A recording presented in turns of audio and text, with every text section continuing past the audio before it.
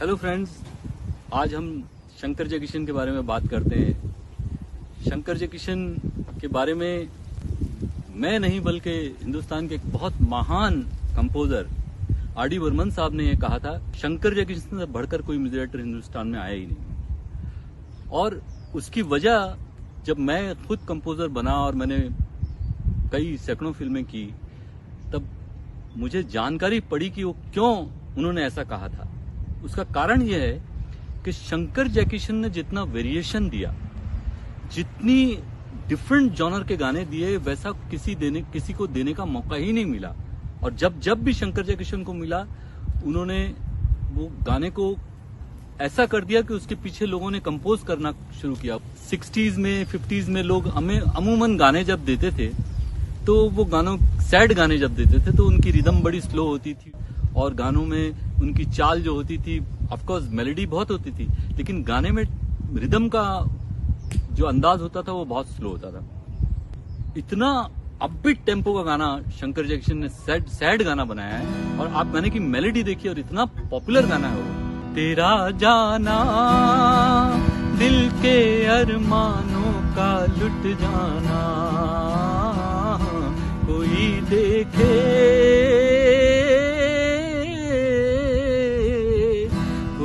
देखे, बन के तकदीरों का मिट जाना, तेरा जाना। अब ये गाने की ढिंटा छिट्टा छिट्टा ढिंटा ढिंटा छिट्टा छिट्टा ढिंटा, ये टेम्पो है इस गाने का। अब इस गाने में तो फास्ट गाने बनते थे, फास्ट गाने की चलन होता था, और शंकर जयकिशन ने जो गाने बनाए, उस गानों की कॉपी दूसरे कंपोजर ने की। वो उन्होंने नहीं की होगी, हो सकता है शायद आर्टिस्ट ने बोला हो या डायरेक्टर ने बोला कि नहीं, मुझे ऐसा गाना चाहिए। अब मिसाल के तौर में आपको मैं बताता हूँ, अब ये हैदराबादी गाना है, तो ये 100% शंकर जी का बनाया होगा, क्योंकि शंकर जी खुद हैदराबाद के थे। अब ये गाना देखिए, हम काले हैं तो क्या हुआ दिल वाले हैं, हम काले हैं तो क्या हुआ दिल वाले हैं, हम तेरे तेरे तेरे चाहने वाले हैं, हम काले हैं तो क्या हुआ दिल वाले हैं।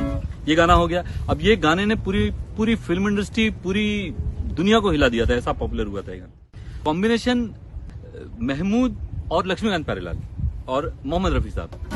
अब ये देखिए, महबूबा महबूबा बना लो मुझे दूल्हा, जला दो मेरा चूल्हा, चार मीनार छोड़ा बेच क्यों टांगा घोड़ा, आया मैं दौड़ा दौड़ा मन मिलता थोड़ा महबूब। अब ये गाना है, ये 100% इससे डिराइव किया हुआ गाना है।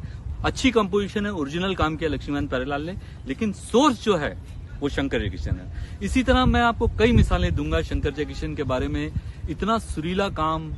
तो नेक्स्ट टाइम हम लोग शंकर जयकिशन की जब बात करेंगे तो मैं उनके और किस्से सुनाऊंगा आपको। थैंक यू वेरी मच दोस्तों।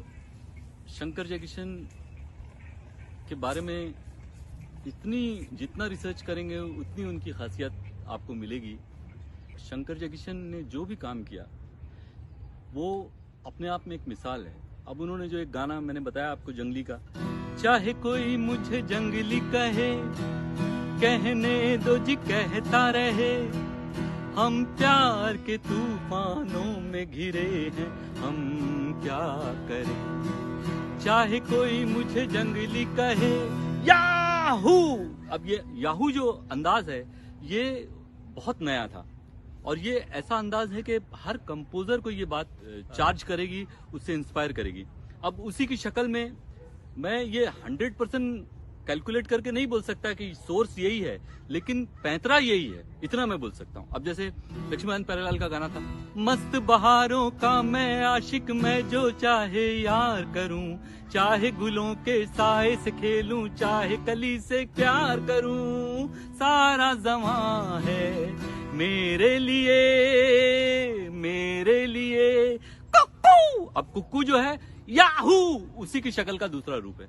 अब मैं आपको कल्याण जी आनंद जी की बात करता हूँ। कल्याण जी आनंद जी ने भी एक गाना दिया था, बहुत खूबसूरत गाना था, ओरिजिनल कंपोजिशन थी, थॉट ओरिजिनल था, लेकिन पटरी शंकर जयकिशन थी, ये बात बोल सकता हूँ। जैसे तुमको हमसे प्यार आया,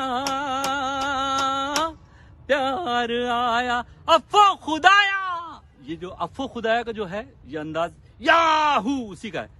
खाना पीना नहाना धोना इस दीवाने दिल ने क्या जादू चलाया और तुमको, ये एनर्जी जो है ये शंकर जयकिशन की है। ये शंकर जी और जयकिशन साहब उन्होंने कई बार ऐसे गाने दिए हैं कि जो कंपोजर को, एक्टर्स को और वो इर्द गिर्द जो शंकर जयकिशन को समझने वाले थे उनको सबको इंस्पायर करता था।